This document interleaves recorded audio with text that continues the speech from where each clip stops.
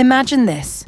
You're wrapped in every piece of clothing you own, sitting by a fire that's mostly smoke, in a room that's barely warmer than the freezing temperatures outside.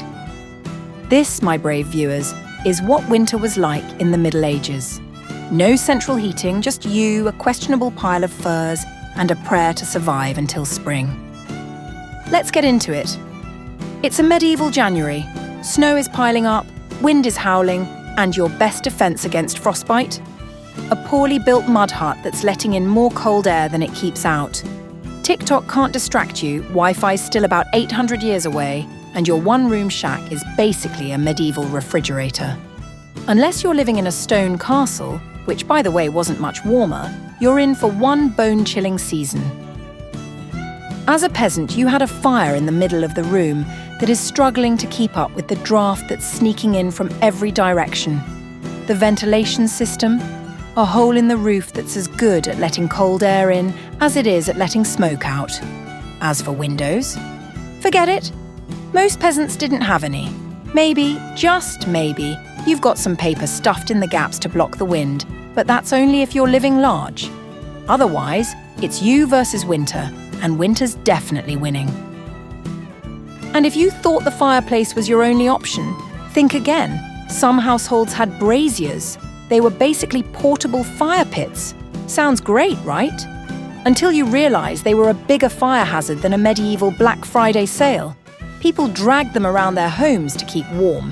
But let's just say the number of house fires skyrocketed. So while you're toasty warm, your house might be burning down around you. Now, if you think that sounds bad, let me introduce you to the winter of 1389. Heavy snowfalls buried the southern French region of Lozère, and I'm not talking a little flurry here. I'm talking about entire farmsteads collapsing under the weight of snow, people freezing to death, and villages running out of food because the snow just kept coming. Imagine living through that with no DoorDash to deliver emergency bread. Absolute chaos. But let's not forget about the nobles. You'd think living in a stone castle would be better, right? Wrong. Stone holds cold like it's getting paid to do it.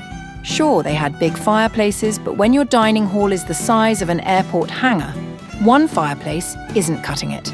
They'd hang tapestries on the walls to try and keep the drafts out, but in reality, they were just glorified medieval wallpaper. And glass windows? Only for the rich, my friends. Even in fancy places like the Palace of Westminster, windows were glazed just to stop the wind from literally knocking you off your feet inside the building. Cozy, right? Now let's talk fashion. Forget Gucci. Medieval peasants were layering prose. Wool was the fabric of choice, and if you were really lucky, maybe you'd line your tunic with some rabbit fur. Not exactly mink, but hey, it worked. Peasants wore heavy woolen tunics, fur-lined cloaks, and basically anything they could find to cover their bodies. Nightcaps weren't just a Dickens thing either. Everyone wore them. Because let's be honest, without central heating, your medieval bedroom was basically an icebox. One of my favourite medieval life hacks was the heated rock. People would literally throw stones into the fireplace, heat them up, and then carefully wrap them in cloth to use as bed warmers.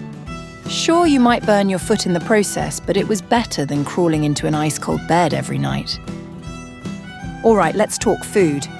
Fresh produce in winter? Forget it. Medieval people had to rely on preserved foods. And trust me, their methods weren't winning any Michelin stars. Salting, smoking, and pickling were the go-to techniques for making food last. The rich, of course, fared a little better. They had access to bigger game, imported spices, and fancy preserved fruits. But even they couldn't escape the winter diet of heavy stews, bread, and the medieval staple, ale. Lots and lots of ale. Why? Because drinking water was about as safe as licking a medieval street, so it was either get buzzed or get dysentery. Not much of a choice, really. And you might be wondering, what did medieval people do for fun when they weren't freezing or avoiding house fires? Well, let me tell you, medieval entertainment was low-tech but surprisingly effective. Storytelling around the fire was huge. Board games like chess were played, and musicians would break out their lutes to sing songs of, well, probably more misery. But it kept morale up, and if the weather allowed, outdoor games like bandy were played on frozen ponds. At the end of the day, surviving a medieval winter wasn't just about staying warm, it was about staying alive. People used every trick in the book to avoid freezing, and yet, winter still claimed many lives. The sheer resilience of these people is mind-blowing. Thanks for watching.